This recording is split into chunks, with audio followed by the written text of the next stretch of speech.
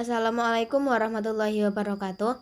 Di sini saya Ilma Nur Aini, absen 25 kelas 10 TKJ 1. Untuk menyelesaikan tugas sejarah Indonesia, saya akan menerangkan kebijakan Gunting Syarifuddin. Jadi, apa sih Gunting Syarifuddin itu?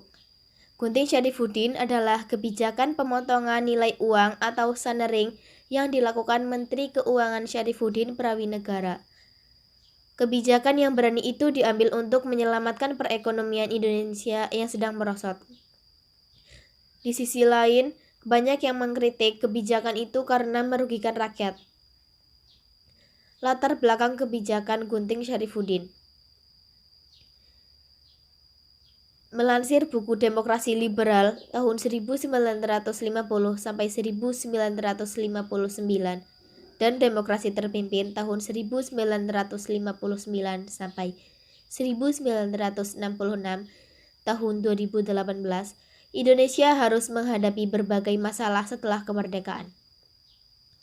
Setelah Belanda mengakui kedaulatan Indonesia di konferensi Meja Bundar, Indonesia harus membayar Rp 1,5 triliun utang luar negeri dan Rp 2,8 triliun utang dalam negeri.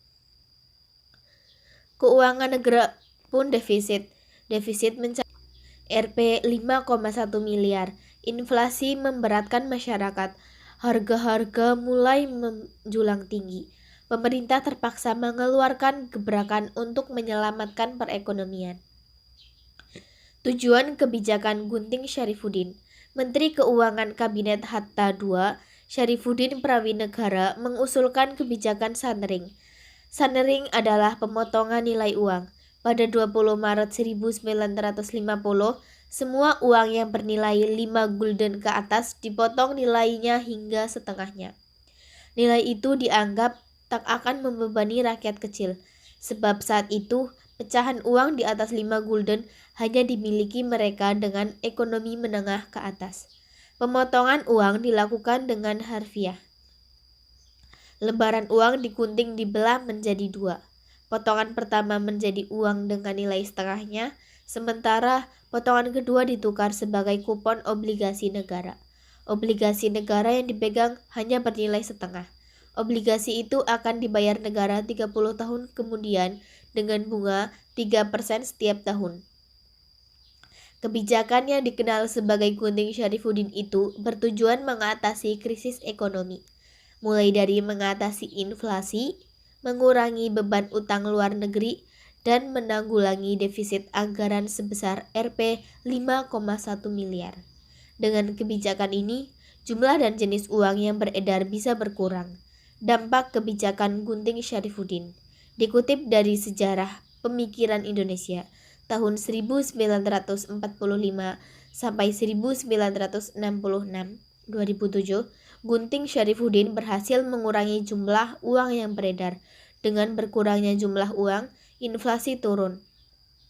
Namun, secara jangka menengah, kebijakan ini tak cukup untuk mengatasi kekacauan ekonomi. Tahun 1953, indeks harga 19 bahan pokok meningkat 250% dari tahun 1950.